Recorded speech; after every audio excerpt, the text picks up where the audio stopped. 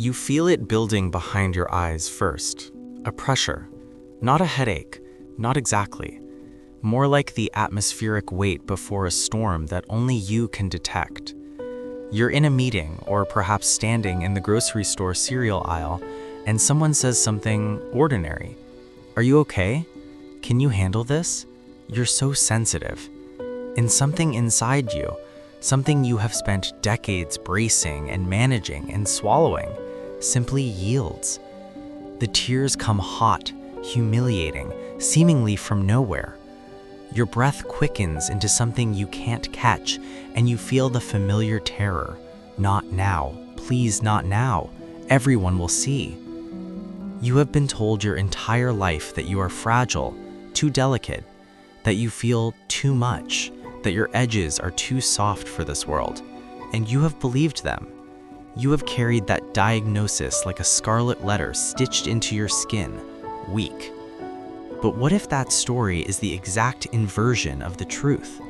What if the people who break down easily are not the weak ones, but the ones who have been performing a Herculean strength for so long that their muscles have finally sheared? Here is the paradox that defines your invisible life. The very sensitivity that allowed you to survive a world that was too sharp is now the thing that makes you feel like you're bleeding out in safe spaces. You learned to become an emotional seismograph. As a child, maybe you had a parent whose moods were geological events, unpredictable and catastrophic. Maybe you were the translator of silent wars, the peacekeeper in rooms thick with unsaid things.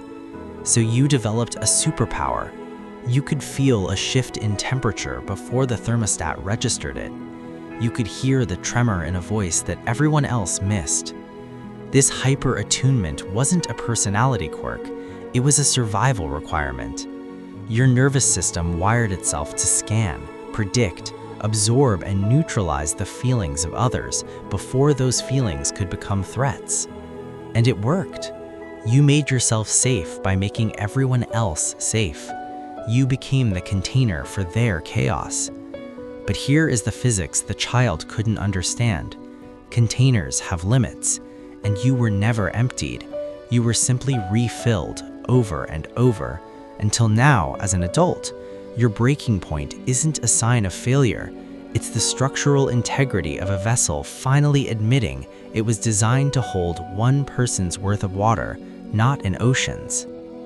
What you are experiencing has a name, though it was never spoken aloud in your childhood home. Psychologists call this parentification, when a child is forced into the role of emotional parent, tasked with regulating the caregiver's anxiety, sadness, or rage.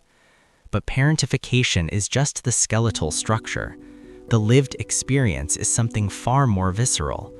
You became an emotional surrogate. Your feelings were not yours to have, they were resources to be mined to stabilize others. This rewiring is not metaphorical, it is neurological. Your default mode network, the brain's system for self-referential thought, for understanding where you end and others begin, never got to mature properly.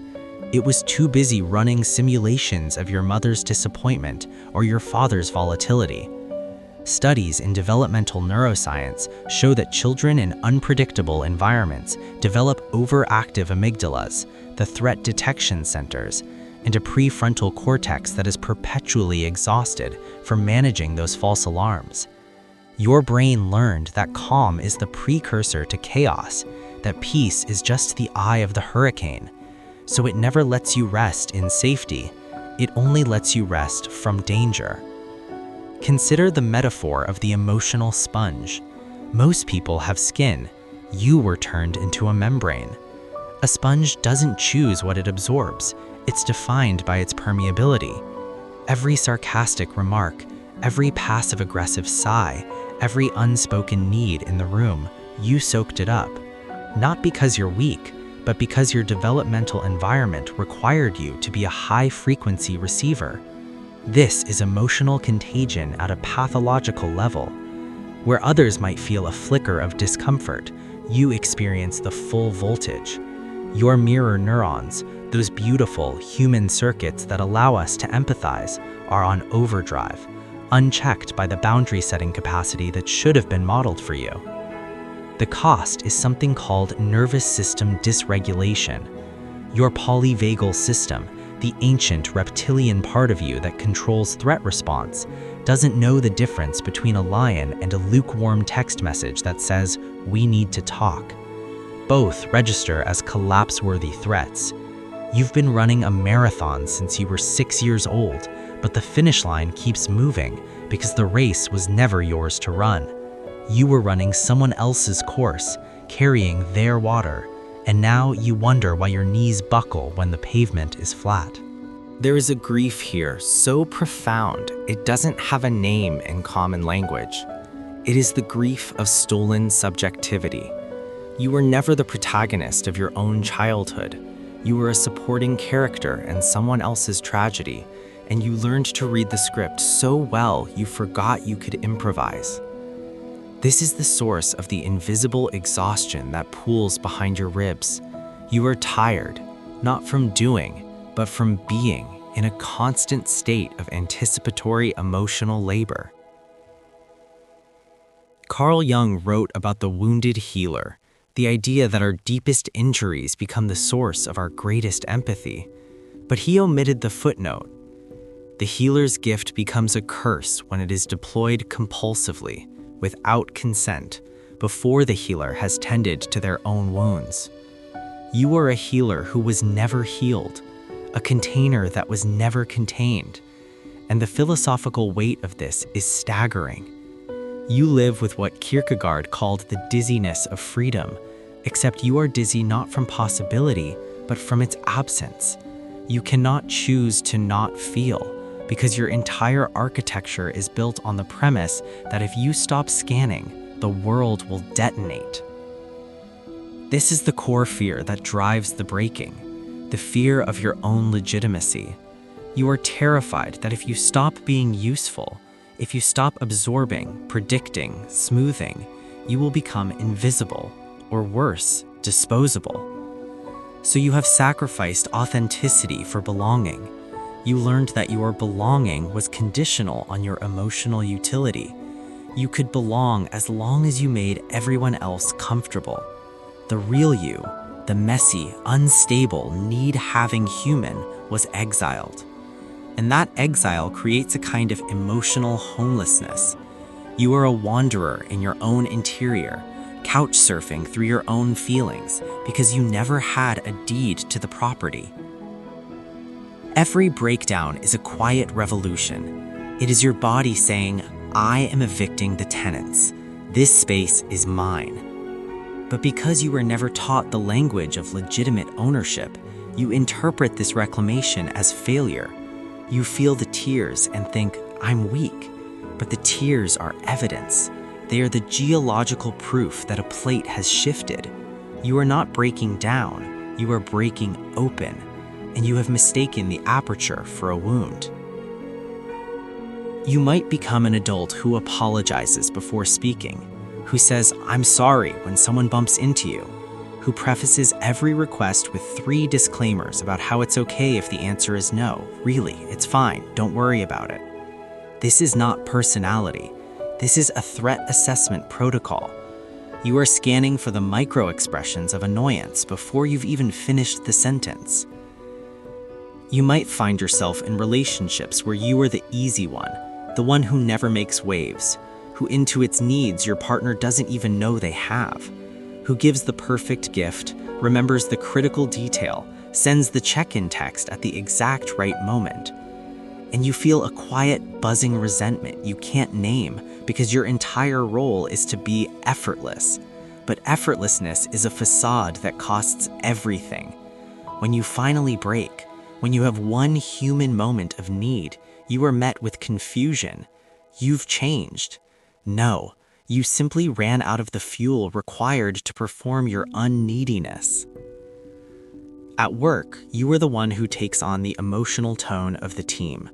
If the boss is stressed, you are anxious. If a colleague is underperforming, you are the one lying awake at 2 a.m. crafting the gentlest way to address it without causing them distress. You are promoted for your people skills, but those skills are just your hypervigilance with a LinkedIn profile. And you burn out, not from the work, but from the unpaid labor of emotional temperature regulation. Your boundaries are either non-existent or armored. There is no middle ground because you were never shown what healthy permeability looks like. You are either wide open, taking on your friend's trauma as your own, or you have built a wall so thick you cannot feel love through it.